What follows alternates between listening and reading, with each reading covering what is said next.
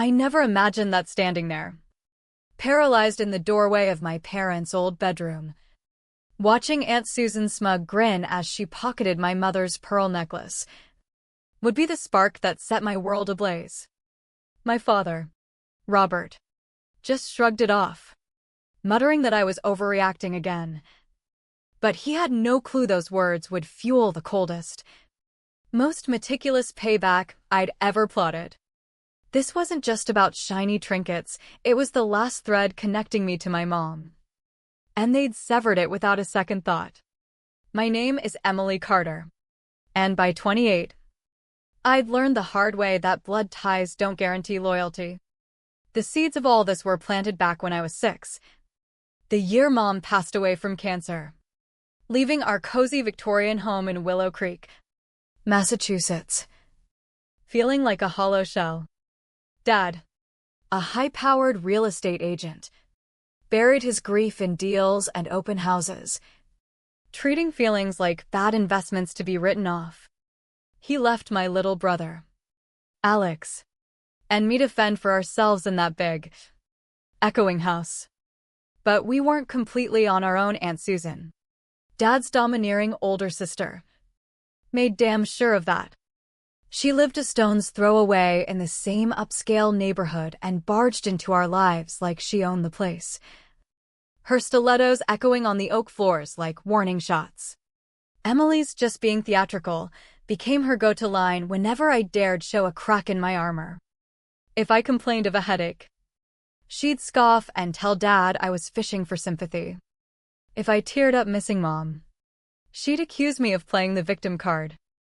I can still picture that day when I was 9, dragging myself home from school with a raging migraine, vision blurring like a bad dream. The nurse called Dad, but he pawned me off on Susan. She barely glanced back in the car, griping about how convenient my pains always seemed to hit right before tests. At home, no thermometer, no aspirin, just a curt order to toughen up and stop the drama. I suffered alone for hours until our neighbor, Mrs. Harlow, spotted me through the window, pale as a ghost, and brought over painkillers and broth. Mom, Laura, lingered in our home only through faded snapshots and the locked jewelry case in their master suite. She smelled of fresh linen and chamomile, her touch always gentle, believing me without question when I said I hurt. The stark difference between her warmth and Susan's icy dismissals carved deep grooves in my soul, ones I'm still tracing today. "You're too fragile," they labeled me, like it was a defect stamped on my forehead. Susan convinced Dad that Mom had babied me rotten, and he bought it hook, line, and sinker, easier than dealing with a kid's raw sorrow. When I aced creative writing in school, penning stories that won contests, he'd skim them and suggest I switch to something practical like business.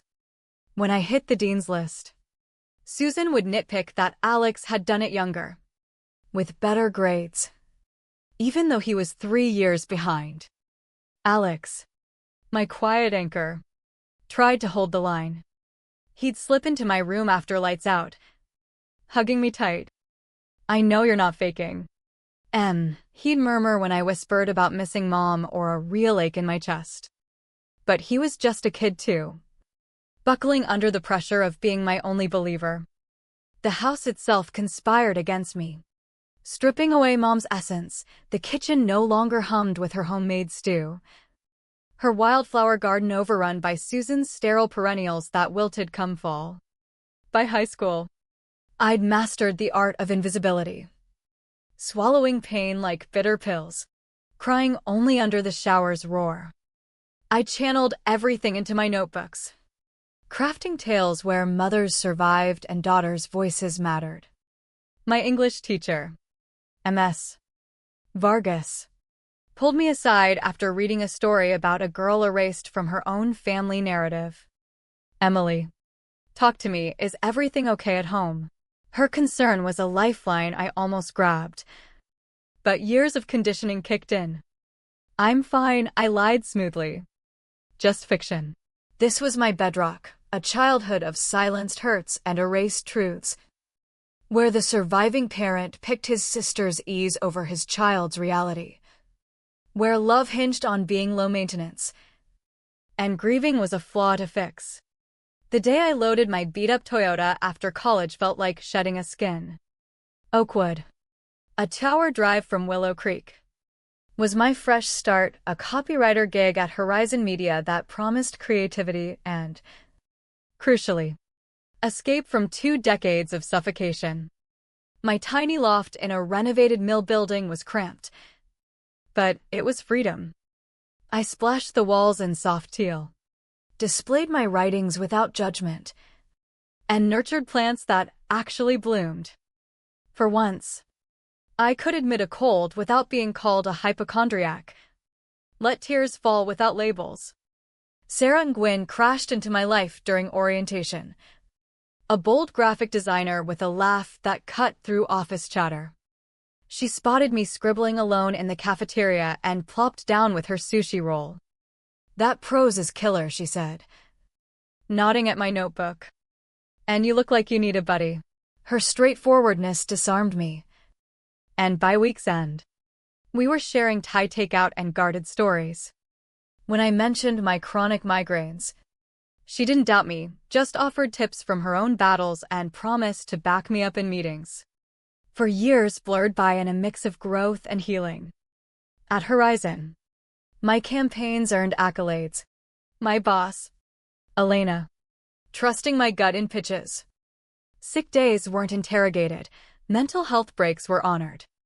I dated here and there a marketer named Jordan for months, a librarian named Chris for nearly a year, learning what validation felt like. Chris, especially, showed me healthy arguments, no name-calling, just respect for differing views. Family contact shrank to rote holidays and calls. I'd trek back for Easter, Thanksgiving, Mom's anniversary, enduring Dad's shallow probes about work, Susan's digs at my artsy job, and Alex's peacekeeping. We'd fake harmony like pros. Distance sharpened my lens. At one Easter brunch, I saw Susan brush off Cousin Lisa's anxiety like she'd done to me, steamrolling Dad's rare warmth into critiques. Even relatives tiptoed around her, hiding vulnerabilities. My loft became my haven. Sarah and I hosting weekly potlucks where we dissect traumas over pasta. She knew it all by then, the gaslighting, the invalidations. "That's straight-up emotional abuse," she said one night. Fork paused midair. "Neglect doesn't need bruises to scar."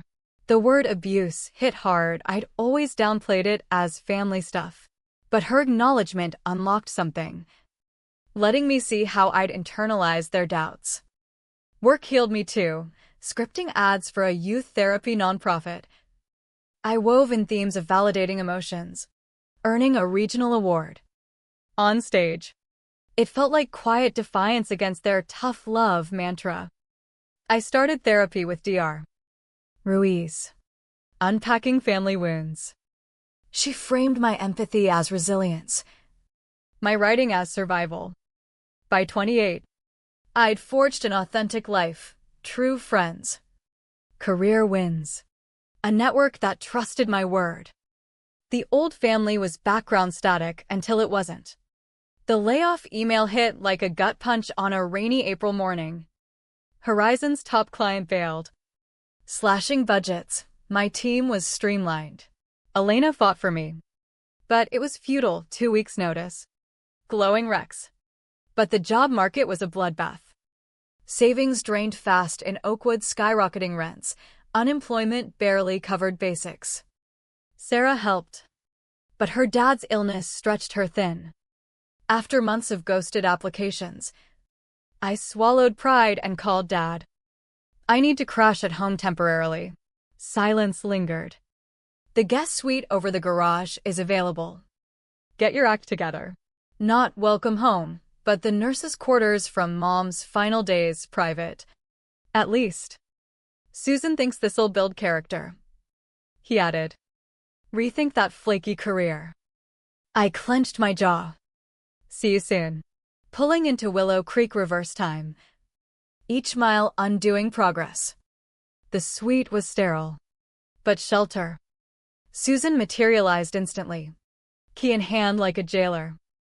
Well, life's lessons finally sunk in. Writing's no real job. She eyed my boxes smugly. I know a spot at Dad's firm, admin work. I'm job hunting creatively, I snapped back. She chuckled coldly. At your age? Face facts. Emily, dreams don't pay bills. That night's dinner was a trial. Dad droned on deals. Susan mapped my rehab like a project. Alex was away at NYU. Spared. They planned my future like I was absent. The yearly memorial bash for Mom loomed extended kin. Dad's clients. Susan's socialites. You'll orchestrate it, Dad decreed. No ask. Just order. The irony burned, honoring a woman they'd diminished. I dove into planning to numb the humiliation, vendors. Timelines.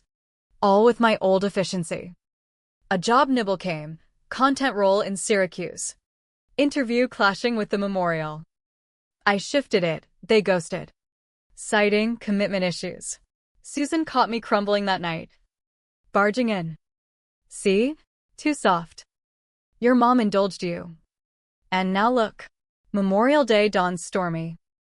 I hustled setups. Then fetched photos from the master, finding Susan there. Jewelry case cracked. Pieces vanishing into her tote, Mom's pearls. Diamond studs. Heirloom ruby ring. What the hell? I choked. She turned. Unfazed. Smirking. Claiming what's due. Your mom had no kin, these are Carter legacy. That's theft. I lunged. She sneered. Dangling Mom's band. For you? You're no true Carter, just baggage Robert inherited. The word sliced, not family. Leftover burden. Dad appeared. Assessing. She's stealing Mom's stuff. Relief surged until his sigh. Emily. Drop the theatrics. Guess soon. Stealing. Susan echoed. Family safekeeping. Just things Dad dismissed. Susan securing them, your drama's exhausting. Susan zipped her bag triumphantly. Catherine would have wanted stability. Not fragility. You despised her, called her weak. I exploded. Dad silenced me sharp. Proving her point. End it, we've a tribute. They left me shattered amid Mom's ghosts. Her empty case a silent wail. The jewelry embodied her love. Now erased. Downstairs. Susan hosted flawlessly, Dad nodded along. They'd voiced the unspeakable, I was no kin. Just duty. Rage crystallized clean. Unforgiving. This wasn't childhood slights, it was betrayal raw. I noted details on my phone, items. Words. Proof ungaslightable. The event blurred, handshakes. Platitudes. I performed dutiful daughter. Mind scheming. Post cleanup. I hacked the home cams, Dad's lazy password unchanged. Footage captured it all, Susan's pilfering. My distress. Dad's complicity. Audio fuzzy. Visuals ironclad. I called Alex. Voice steady. Spilling. She said what? Fury edged his tone. And Dad backed her? That's felony level. More, decades of erasure. We plotted. He'd probe kin for patterns. I'd dig legal. Next day, I tailed Susan to her bank, watching her deposit into a vault. At local pawn spots. The third hit, Susan Carter? Regular seller of estate gems, says from in-laws. Mom's vanished brooch matched. Sarah's IT cousin rigged cloud backups for cams. Mom's sister. Aunt Elaine in Oregon. Confirmed letters. Mom willed jewelry to me. She begged me to insure it. Lawyer Mia Torres specialized in estates. Videos solid. Build pattern theft. Fraud. Cautioned. They'll lash out when trapped. But they'd already stripped my belonging, what more? A year ticked to the next memorial, Susan's extravaganza. Her triumph. Unbeknownst, I'd amassed letters, affidavits from kin on Susan's grifts, pawn logs spanning 20 years. Alex arrived loaded. Elaine's docs sealed Mom's intent. Memorial swelled, socialites. Partners. Susan. In Mom's altered gown. Pearls brazen. Toasted. I vowed to guard Laura's kin, tough love for the fragile. Her burdened jab at me stung the crowd. My turn. Phone to TV, footage rolled, Susan looting. Me pleading. Dad dismissing. Gasps. Slides flipped, receipts. Logs of generational thefts. Insane. Susan spat. Dad, private. But Alex passed letters. Guests murmured stolen heirlooms from their losses. Chaos erupted, accusations flew. Return it all, I demanded. Mia rose, or charges file now. Susan crumbled, vault tonight. Mia escorted, vault yielded hordes, moms. Others. Catalogued. Photographed. Back home. Dad slumped in dark. You ruined us. No, you enabled her. Chose her over me. He met my eyes, thought it helped. You were so raw. I needed belief. Silence heavy with lost years. I'm out tomorrow, job in Seattle. He pleaded, I walked. Susan vanished to her relatives. Restitution paid quietly. Social exile. Months on. Dad called, therapy. Regrets. Maybe talk someday. Maybe. In Seattle. With Sarah's setup. Entry gig at a firm. Mom's pearls around my neck on dates. I designed for trauma support orgs. Free at last. I'd claimed my legacy, not just gems. But self-worth. The sensitive girl they'd broken had risen. Proving empathy's power.